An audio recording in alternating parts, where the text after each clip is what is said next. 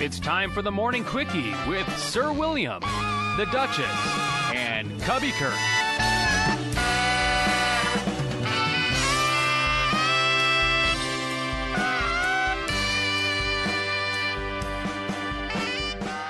Good morning, everybody. Yes, it's me, Curtis Koch, again filling in for Sir William the fifth day in a row. And it's Friday, though, so no reason to be down in the dumps today because the weekend is here. And if you're having a half day today, it'll be an even better day because then you get off early. You can go hit the bars or do whatever you want to do on the weekend. But let's get you started off with the news this Friday morning, and we'll start you off with a Wonder Lake man who was sentenced to prison for 2017 heroin overdose death, and it's Janet Kakamo who paused Thursday on her way to the judge's bench, where moments later she would recount the day she discovered her son, Jeremy, dead from a heroin overdose in his bedroom. McHenry County Judge Sharon Prather sentenced one of Jeremy Kakamo's friends, 35-year-old Sean M. Brand, to 8 years in prison for delivering the heroin on which Kakamo overdosed on. He must serve 50% of that sentence. Originally charged in 2017 with drug-induced homicide, Brand entered a blind plea on November 9th to delivery of a controlled substance charges. He faced a maximum of 15 years in prison. Janet found her 29-year-old son, Jeremy, on July 5th of 2017 in the bedroom of his Wonder Lake home. A 3-month investigation revealed phone records of an arranged drug delivery between Brand and Jeremy on July 4th of 2017, and Brand's attorney, Henry Sudgen, said that the men exchanged drugs and that Brand wasn't paid for delivering heroin to Kakamo. Brand, who also struggles with addiction, has denied that the heroin he delivered was the same dose that killed his friend and former roommate. A Crystal Lake bar is taking down decorations after a complaint to the fire department. It's at Goal Line Bar and Grill on Crystal Lake, right by that mobile gas station right just south of the train station. For 3 years, employees strung bright holiday lights, tinsel, and garland around the popular downtown establishment at 85 Brink Street. They installed them over the Thanksgiving holiday and removed them in February. However, things changed this season when owner Bob Bless said Crystal Lake firefighters told him he was violating city codes and would have to take the interior decorations down early. People come in just because of the lights, Bless said, adding that he's disappointed locals won't be able to enjoy a beer or a burger surrounded by lights. If I can't put them up, I'll just put more up outside. Bless said he believes that a crabby customer complained about the lights and the city had no choice but to respond. He said the lights take weeks to put up and some patrons visit the bar just to bask in the glow of the lights.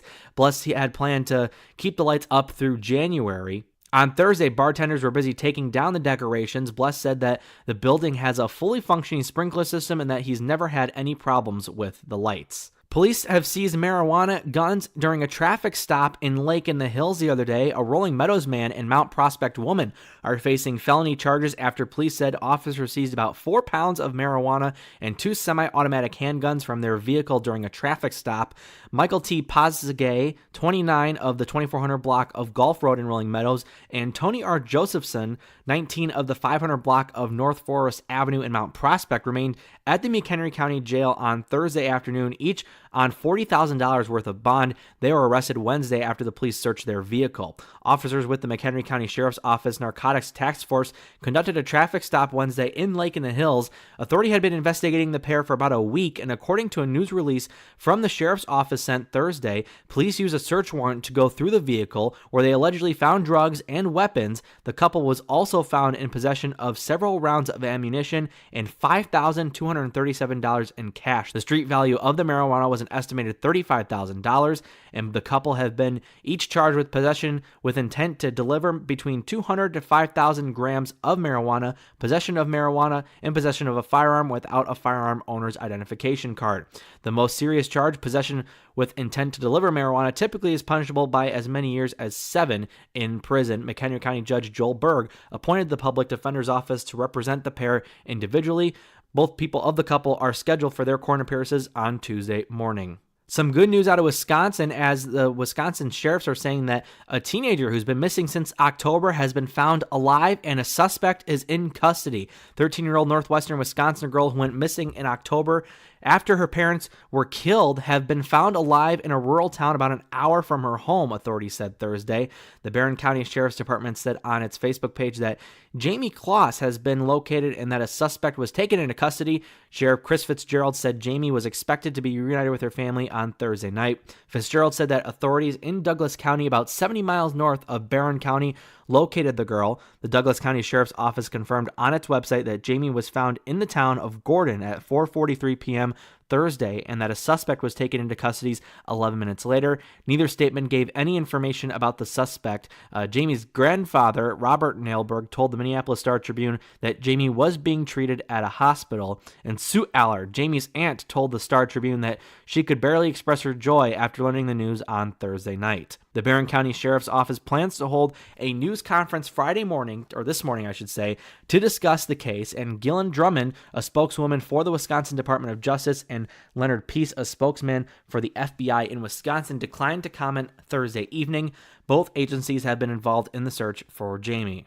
Finally, leading up into weather, the Chicago area is expected to see snow on Saturday with accumulation south of the city. The Chicago area is poised to get snow, like I just said, on Saturday for some small accumulation after a month of below-average snowfall, forecasters said on Thursday. After an unseasonably warm start to the week, the National Weather Service has been keeping an eye on a storm system that could produce a chance of snow beginning early Saturday and park itself over the area until nightfall. The verdict is still out on the exact placement of where the storm is going to end up, but they are expecting that it's going to generally hit harder south of Chicago, so on the north side and up towards the Illinois-Wisconsin border here in the Huntley area, there will be almost no accumulation, whereas south of I-80, so if you're doing any traveling this weekend, they're looking at several inches of accumulation, so make sure that you stay safe out there on the roads. And now for a more detailed look at the forecast, here is the Duchess. Good day, Suburbia. This is the Duchess, and here's our weekend forecast. Today, mostly cloudy with a high of 35 degrees. Tonight, we'll see a low of 27. Then tomorrow, snow showers are likely with a high of 32 degrees, but it's only a 60% chance at this point, a low of 27.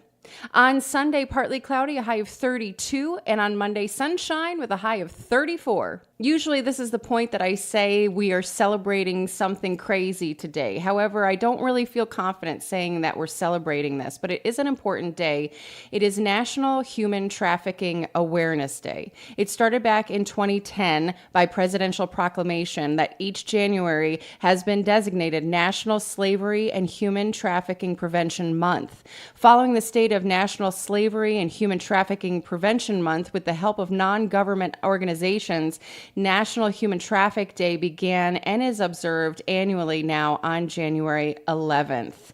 One way to get involved is through the 318 Project. This organization works to equip and challenge society to proactively address issues regarding human trafficking. Human trafficking takes away the voice of its victims, and Project 318 aims to speak for them. Proverbs 31:8, to speak up for those who cannot speak up for themselves. Their work is on track to reach over 25,000 people in 2019 through presentations, trainings, webinars, and community projects. For more information to learn how you can help, you can go to their website at www.318project.org. That's the number 3, number 1, number 8, project.org. Yeah, thank you so much, Duchess, for touching upon that. And of course, if you have more information, you heard it there, go ahead and check that out. And of course, be aware, there's always a lot of stuff that's happening in this world. So please make sure that you're safe and you're thinking of others. And now let's get a look around the community with your community calendar. Coming up tonight at Color Me Mine in Crystal Lake, it's Trolls Night Out from 6 to 8 p.m. And you can't stop this feeling, folks, because they're celebrating Trolls at this month's Kids Night Out. No parents are allowed. They're going to be painting, singing, making friends, and eating pizza throughout the whole time. So don't miss out. It fills up fast. It's for ages 6 to 9. On January 12th, Lucky Bernie's right here in Huntley will be hosting a comedy show. The show starts at $7 and tickets are $10 at the door. There'll also be food and drink specials all night long, and you can also play some slots.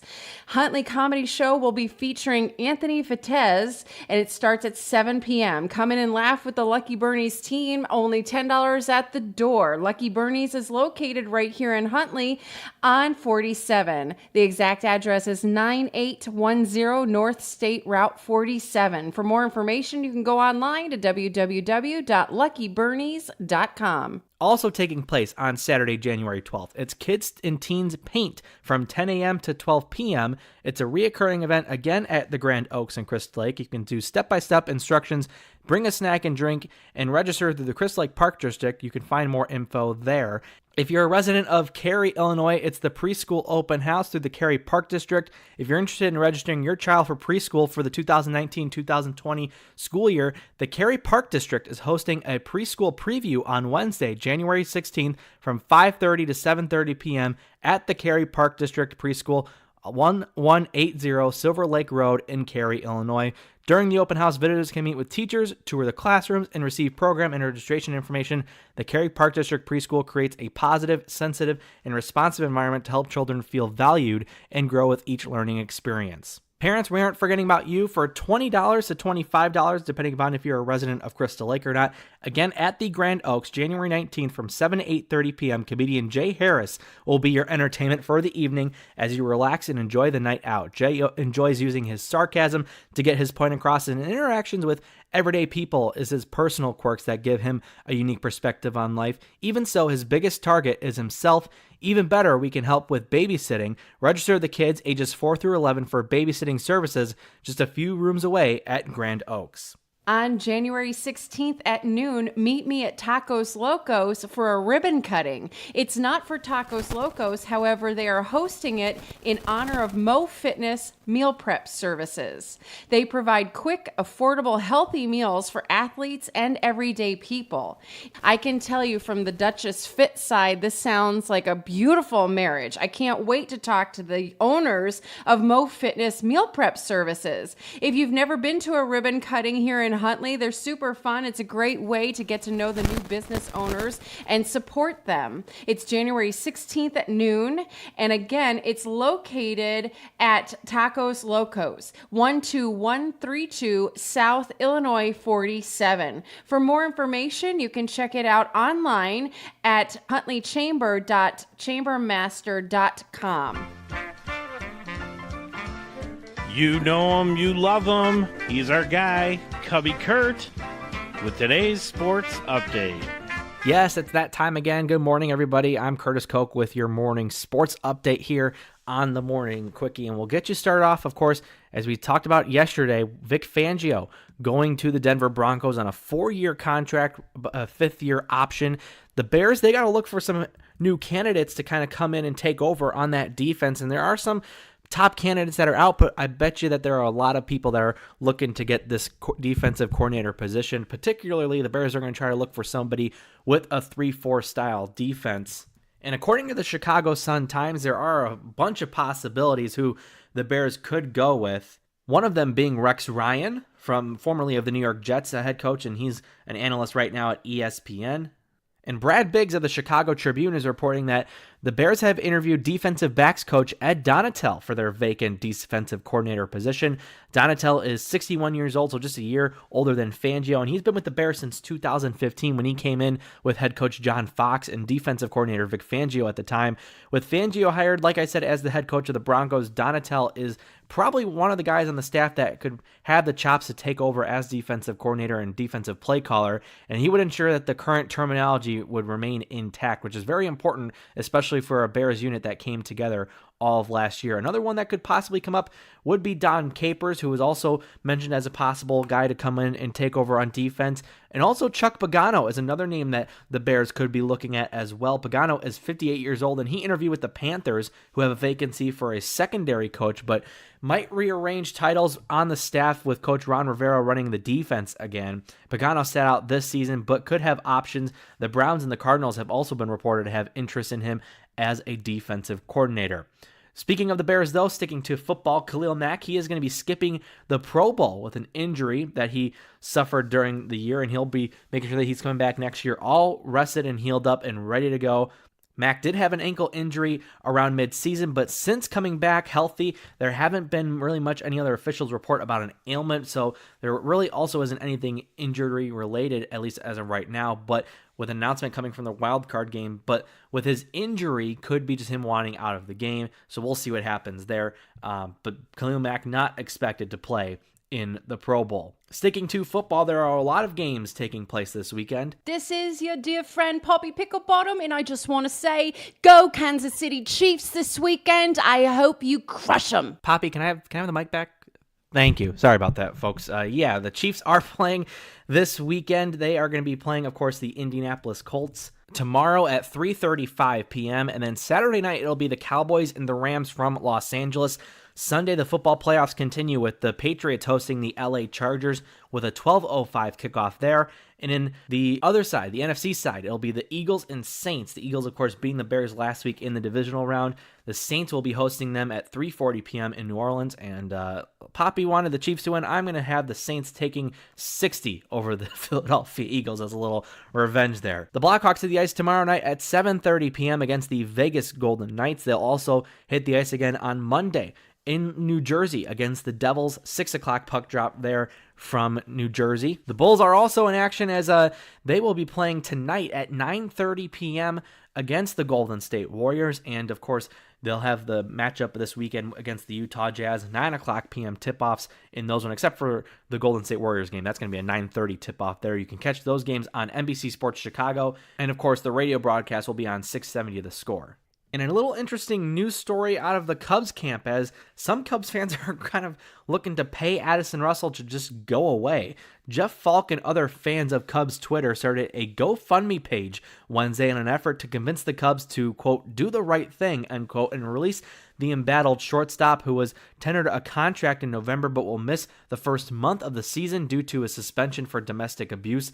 They created a Twitter account at Release Russell this week to increase awareness, and in the first tweet Wednesday night, they said that Addison Russell's Pink Slip Fund is a campaign created by a group of Cubs fans who are heartbroken at the idea of seeing this abusive monster in a Cubs uniform in the 2019 season. The goal of the fundraiser is to get about $4.3 million, which is Russell's projected salary for 2019. In his second year of arbitration, all proceeds will be donated to the Domestic Violence Legal Clinic of Chicago. And so far, as of yesterday evening, the campaign has gotten about $1,700 so far, and it's only been donated by 64 people in one day. I'm not sure if there's any tennis fans out there, but Andy Murray is announcing his plan to retire from tennis in the near future. Murray said earlier yesterday in Australia for the Australian Open that he plans to retire after Wimbledon because of his right hip injury if he can keep playing beyond this month's Australian Open. It was an emotional news conference at the Melbourne Park. The 31-year-old former world number one said that the pain has become too much to bear and that he had to make a decision last month during his training camp, and that he spoke to his team and that they told him that he can't keep doing this and that he needs to have an end point because it was just getting too much to where he can't handle the pain anymore. And for those of you big Team Tebow fans, he is engaged. As the Heisman Trophy winner announced his engagement on Instagram on Thursday to Demi Lee Neal Peters, a South African native and the 2017 Miss Universe. The 31-year-old Tebow posted photos of himself proposing on one knee, and the 23-year-old Neal Peters wearing a 7.25 carat solitaire ring on her finger. I'm Curtis Koch, and that is your morning sports update. Hi, it's me, the Duchess, and I just want to say thank you for sticking with us during these technical difficulties. Cubby Kurt stepped up to the plate and has been such an asset to us, as he always is here at the Morning Quickie, but really helping us so that we can still produce the Morning Quickie for you in Sir William's absence. I know it's breaking his heart, Sir William, that he can't be with us right now, but hopefully you will hear him soon coming back to us. Curtis, thank you so much. I really can't tell you enough how much I appreciate all of your hard work. And if you would do me a favor, listeners, and go ahead over to our social media and give him a follow on Twitter, CurtisK_radio. And you can also follow me, the Duchess 1015 or Sir William 1015. Thanks so much. Make it a great day. I don't care if Monday's blue, Tuesday's gray, and Wednesday too. Thursday, I don't care about you, it's Friday.